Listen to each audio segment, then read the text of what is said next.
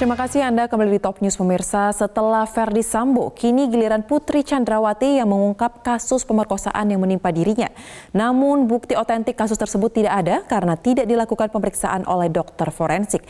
Apakah pengakuan adanya perkosaan akan menghindarkan Sambo dan Putri dari hukuman maksimal? Inilah Top Review.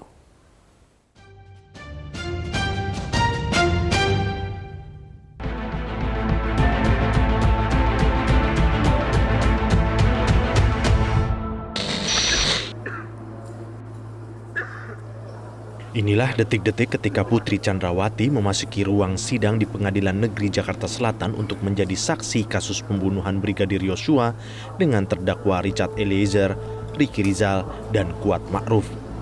Kehadiran Putri Chandrawati menjadi perhatian khusus setelah sebelumnya pada sidang kasus yang sama, Ferdy Sambo yang tidak lain merupakan suami Putri mengungkap adanya kasus perkosaan terhadap Putri yang dilakukan Yosua.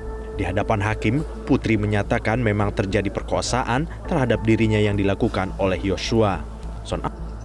Yang terjadi adalah memang Yosua melakukan kekerasan seksual, pengancaman, dan juga penganiayaan dengan membanting saya 3 kali ke bawah. Itu yang memang benar-benar terjadi. Kalaupun Polri memberikan pemakaman seperti itu, saya juga tidak tahu. Mungkin ditanyakan kepada institusi Polri, kenapa bisa memberikan penghargaan kepada orang yang sudah melakukan perkosaan dan penganiayaan serta pengancaman kepada saya, Ubayangkari. Pekan lalu, saat menjadi saksi kasus pembunuhan Yosua dengan terdakwa yang sama, Sambo secara eksplisit menyampaikan terjadi perkosaan yang dilakukan Yosua terhadap istrinya yang terjadi di Magelang 7 Juli 2022. Istri saya kemudian nangis. Dia menceritakan bahwa Yosua masuk ke kamar. Dia dalam kondisi tidur. Istri saya tidur, kemudian tiba-tiba Yosua sudah ada di depan istri saya yang mulia. Istri saya kemudian kaget, tapi kemudian Yosua mengancam yang mulia. Kemudian istri saya menyampaikan dia kemudian melakukan perkosaan terhadap istri saya yang mulia. Perkosaan terhadap istri saudara. Kemudian saya kaget yang mulia karena saya tidak berpikir akan fatal. Seandainya saya diceritakan semalam, pasti saya akan lakukan upaya untuk mengamankan istri saya yang mulia. Saya kok bisa begitu? Dia masuk kemudian mengancam saya dalam kondisi sakit. Kemudian dia melakukan perkosaan yang mulia. Kemudian dia mengancam juga dan menghempaskan istri saya. Saya tidak kuat mendengar cerita istri saya yang mulia. Dia juga menangis waktu itu. Saya emosi sekali yang mulia. Saya tidak bisa berpikir bahwa ini akan terjadi pada istri saya yang mulia. Kabar tindak pidana kekerasan seksual yang dilakukan Yosua terhadap Putri sempat muncul di awal kasus ini mencuat ke publik. Kejadiannya di rumah dinas Sambo di Kompleks Polri Duren 3 Jakarta Selatan. Kasus ini pun dilaporkan ke Polres Metro Jakarta Selatan.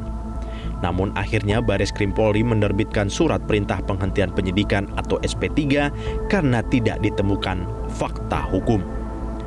Namun pihak Sambo dan Putri bersikeras bahwa telah terjadi perkosaan yang lokasinya di Magelang pada 7 Juli bukan di Duren 3. Mengenai mengapa tidak langsung dilaporkan ke polisi setempat karena Putri Chandrawati meyakinkan bahwa situasi sudah kondusif dan akan diceritakan saat sampai ke Jakarta.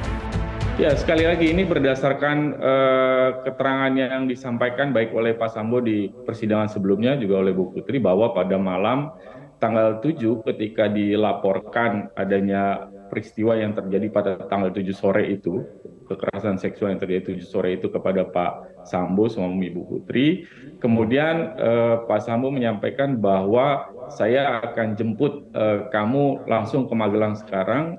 Ada Pak Sambo juga menyampaikan bahwa saya akan menelpon Polres, kepolisian yang ada di sana, tetapi kemudian dari perdebatan di antara mereka, Bu Putri mencoba meyakinkan bahwa pada saat dia menghubungi situasi bisa sudah dia amankan, yaitu kamarnya sudah dijaga oleh Ricky juga KM, dan situasi sudah mulai tenang, dan Bu Putri menyampaikan bahwa sudah, kamu tenang, besok pagi yang jelas saya akan segera pulang ke Jakarta. Itu yang disampaikan untuk untuk menenangkan Pak Sambo agar tidak melakukan tindakan yang dikhawatirkan oleh Bu Putri justru akan berisiko terhadap Bu Putri yang pada saat itu dalam keadaan yang situasinya setelah terjadi peristiwa tanggal 7 itu. Cerita tentang perkosaan ini memang menjadi perhatian publik. Meski begitu, benar tidaknya lantas menjadi tanda tanya. Satu-satunya cara untuk membuktikan adanya pemerkosaan yaitu pemeriksaan dokter forensik. Kekerasan seksual yang kita maksud adalah perkosaan ya, karena itu eksplisit yang diucapkan oleh Putri Chandrawati dan Ferdi Sambo. Nah, mari kita buka Undang-Undang Tindak Pidana Kekerasan Seksual. Di dalam salah satu pasalnya terang benderang bahwa pembuktian terjadi atau tidak terjadinya perbuatan pidana seksual tergantung pada 3 hal. Pertama, keterangan saksi dan atau korban. Yang kedua adalah keterangan dari ahli, misalnya pemeriksaan psikologis. Dan yang ketiga adalah keyakinan hakim. Nah, kalau kemudian kita berfokus berbicara tentang unsur yang kedua, yaitu keterangan ahli, dalam hal ini adalah pemeriksaan, maka mari kita buka terlebih dahulu apa sesungguhnya definisi hukum tentang perkosaan itu sendiri. Kalau kita buka KUHP misalnya, kita akan temukan bahwa pemaknaan perkosaan adalah, kata kuncinya adalah serangan ke, alat vital korban. Serangan alat vital ke alat vital korban. Dengan definisi sedemikian rupa, maka mudah kita pahami bahwa keterangan ahli yang paling relevan, pemeriksaan yang paling jitu untuk sekali lagi membuktikan ada atau tidaknya perkosaan, tak lain tak bukan menurut saya datang dari ahli kedokteran forensik.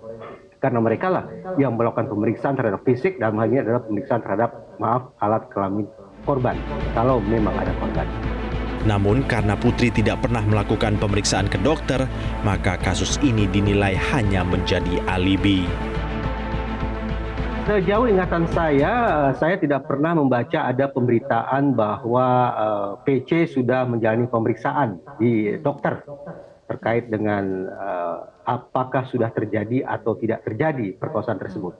Melulu dari awal yang saya ingat adalah sebatas klaim, termasuk yang paling janggal menurut saya adalah betapa PC ini justru resisten atau tidak kooperatif terhadap LPSK, terhadap institusi negara yang justru akan memberikan bantuan, akan memberikan pertolongan atau memberikan perlindungan kepada orang yang mengaku sebagai korban tersebut.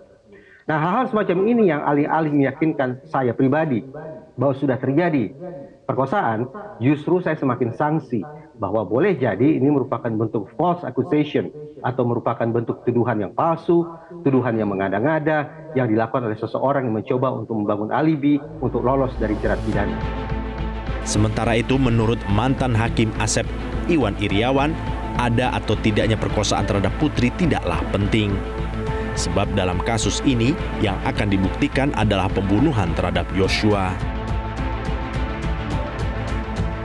Ya, yang pertama dasar di pengadilan itu dakwaan, yaitu pembunuhan. Untuk kali ini ya, untuk 3 terdakwa ini. Dan yang lainnya juga. Jadi menurut saya ngapain juga tanya gituan ya. Nah, kalau itu tanya gituan juga, katakanlah hakim mencari motif, pengen tahu. Ya ngapain juga, sering saya katakan, anggap ada juga yang bisa diproses. Katakanlah anggap juga pelakunya almarhum Yosua sudah meninggal, nggak bisa diproses. Ya, karena Putri Chandrawati sebagai saksi, ya saksi itu yang dia lihat, dia dengar, dan dia ketahui, dia alami. Apa yang dia ketahui tentang 3 orang? Karena sekarang pemeriksaannya Chandrawati ini, ya Putri ini sebagai saksi. Apa yang tahu dari perbuatan RR, KM, Elisir, itu aja sebenarnya. Ya, jadi nggak usah kemana-mana pertanyaannya. Tapi kita paham polanya kan selalu pertanyaannya ada latar belakang gitu. Tapi kita maklum aja. Cerita perkosaan memang telah menyita perhatian publik. Namun kasus utamanya adalah pembunuhan terhadap Yosua. Apakah mengungkap cerita perkosaan bisa menghindarkan para terdakwa dari hukuman maksimal? Kita tunggu saja.